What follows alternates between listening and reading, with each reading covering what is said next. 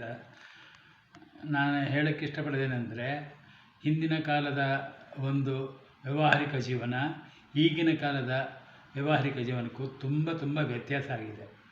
ನನಗೀಗ ನನ್ನ ಅನಿಸಿಕೆಯ ಪ್ರಕಾರ ನನಗೆ 74 ವರ್ಷ. ಈಗ ನಾನು 1955 ಇಸ್ವಿಯಲ್ಲಿ ಹುಟ್ಟಿದ್ದು. ಆಗಿನ ಕಾಲದಲ್ಲಿ ವ್ಯವಹಾರ ಜ್ಞಾನ ಕೆಲವರು ಕಮ್ಮಿ ಇರೋದು, ಆದರೆ ಆಗಿನ ಒಳ್ಳೊಳ್ಳೆ ಗುರುಗಳು ಸಿಗ್ತಿದ್ರು, ಒಳ್ಳೆಯ ಮಾರ್ಗದರ್ಶನ ಆಯಿತು. ತಂದೆ ತಾಯಿನೇ ಮೊದಲನೇ ಗುರುಗಳು. ತಂದೆ ತಾಯಿ ತುಂಬ ಶಿಸ್ತಿಂದ ಬೆಳೆಸ್ತಾಯಿದ್ರು ನಮ್ಮನ್ನೆಲ್ಲ.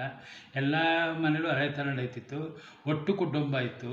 ಹಳ್ಳಿಗಳಲ್ಲಿ ಸುಮಾರು ಜನ ಎಲ್ಲ ವ್ಯವಸಾಯದಲ್ಲೇ ಮಿಂಗಲ್ ಆಗ್ತಿದ್ರು, ಅದರಲ್ಲೇ ಜೀವನ ನಡೆಸ್ತಾಯಿದ್ರು. ಈಗ ಕೆಲವು ಈ ಆಡಂಬರ ಎಲ್ಲ ಬಂದ್ಬಿಟ್ಟು ಕೆಲವು ಹಳ್ಳಿ ರೈತರು ಸಹ ಪಟ್ಟಣ ವಾಸಿಗಳಾಗಿ ಹೋಗ್ತಿದ್ದಾರೆ.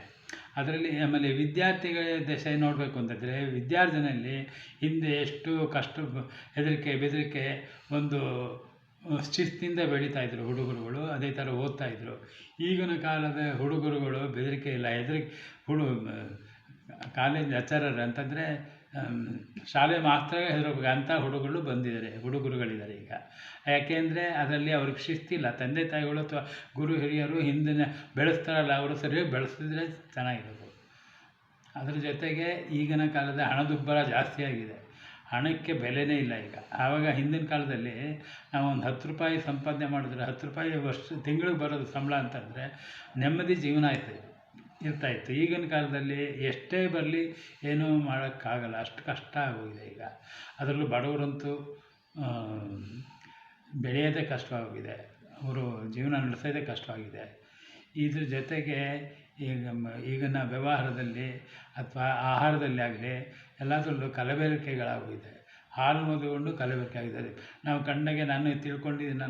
ನನಗೆ ಒಂದು ವಿಷಯ ಮೆಡಿಸಿನ್ಸಲ್ಲೂ ಕಲಬೆರಕೆ ಆಗ್ತಾಯಿದೆ ಅಂತ ಕೇಳಿಬರ್ತಾಯಿದೆ.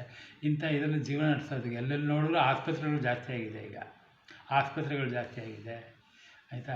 ಅದ್ರ ಜೊತೆಗೆ ಮೆಡಿಕಲ್ ಸ್ಟೋರ್ಸ್ಗಳು ಜಾಸ್ತಿ ಆಗೋಗಿದೆ. ಯಾಕೆಂದರೆ ಇವೆಲ್ಲ ಬಂದಮೇಲೆ ಅದು ಆಗಲೇಬೇಕಾಗಿದೆ. ದುಡ್ಡುಗಂತೂ ಬೆಲೆಯೇ ಇಲ್ಲ, ಆ ಥರ ಹೋಗಿದೆ. ಇದಕ್ಕೆಲ್ಲ ನಾನು ಕೇಳಿದ್ರೆ, ನನ್ನ ಅನಿಸಿಕೆ ಪ್ರಕಾರ ಧರ್ಮ ಕರ್ಮ ಎಲ್ಲ ಇಟ್ಕೋಬೇಕು, ಸಜ್ಜನಿಕೆ ಇರಬೇಕು, ಸ್ವಲ್ಪ ಸರಳತೆ ಇರಬೇಕು. ಸರಳತೆ ಇದ್ದು ಭಾಳ ಕಷ್ಟ ಈಗಿನ ಕಾಲದಲ್ಲಿ. ಅದೆಲ್ಲ ಇಟ್ಕೊಂಡ್ರೆ ಸ್ವಲ್ಪ ಒಳ್ಳೆಯದಾಗುತ್ತೆ ಅಂತ. ಶಿಸ್ತಿರಬೇಕು. ತಂದೆ ತಾಯಿಗಳು ಬೆಳೆಸ್ಬೇಕಾದ್ರೆ ಅವಾಗ ಎಲ್ಲ ಕಡೆಯೂ ಮಕ್ಕಳು ಬೆಳೆದ್ರೆ ದೊಡ್ಡಾಗತ್ತೆ. ಇವೆಲ್ಲ ಆಗಬೇಕಾದ್ರೆ ತಂದೆ ತಾಯಿಗಳು ಒಳ್ಳೆಯ ಮಾರ್ಗದಲ್ಲಿ ನಡೆಸಿದ್ರೆ, ಅಥವಾ ಈ ರಾಜ ಪ್ರತ್ಯಕ್ಷ ದೇವತೆ ಅಂತಾರೆ ಹಾಗೆ, ಈ ರಾಜಕೀಯದಲ್ಲೇ ಒಡಂಬಡಿಕೆ ಆಗೋದು ತುಂಬ ಇದಾಗ್ತಿದೆ ಈಗ. ಈ ಥರ ಆದರೆ ದೇಶ ಹೇಗೆ ಉದ್ಧಾರ ಆಗುತ್ತೆ? ನಾವು ಉದ್ಧಾರ ಆಗೋದು ಹೇಗೆ? ತಂದೆ ತಾಯಿಗಳು ಹಿಂದಿನ ಥರ ಅವರೇ ಹೊರಗಡೆ ಹೋಗಿ ಇದು ಮಾಡೋದು. ಆಮೇಲೆ ಈಗಿನ ಏನೋ ಅರ್ಜೆಂಟ್ ಕೆಲಸಗಳಾಗಬೇಕು. ಈಗ ಏನೇ ಆಗಲಿ ಈಗಲೇ ಇದಾಗಬೇಕು, ಈಗಲೇ ಸೇರಬೇಕು, ಈ ಥರ ಹೋಗಿದೆ ಈಗ. ಎಲ್ಲ ಅರ್ಜೆಂಟಲ್ಲೇ ಇರ್ತಾರೆ. ಕೆಲಸ ಬೆಳಗ್ಗೆ ಆಯಿತು ಅಂತಂದರೆ ಅವರು ಬೆಳಗ್ಗೆ ಎತ್ತು ಅಂತಂದರೆ ರಾತ್ರಿ ತನಕನೂ ಕೆಲಸಗಳಾಗಿದೆ, ಈ ಥರ ಆಗೋಗ್ತಿದೆ. ನನ್ನ ಅನಿಸಿಕೆ ಏನಂತಂದರೆ, ಇದಕ್ಕೆಲ್ಲ ಕಡಿವಾಣ ಹಾಕೋಂದರೆ ತಂದೆ ತಾಯಿಗಳು ಅವ್ರ ಮಕ್ಕಳನ್ನ ಚೆನ್ನಾಗಿ ಬೆಳೆಸ್ಬೇಕಾದ್ರೆ ಶಿಸ್ತು ಇದರಿಂದ ಬೆಳೆಸಿ ಆಗುತ್ತೆ. ಎಲ್ಲ ಒಂದು ಕಡೆಯಿಂದ ನಡೆಸಿದ್ರೆ ಚೆನ್ನಾಗಾಗುತ್ತೆ ಅಂತ ನನ್ನ ಒಂದು ಅನಿಸಿಕೆ. ಎಷ್ಟು ತಿಳಿಸಿದೆ ನಾನು. ನಮಸ್ಕಾರ.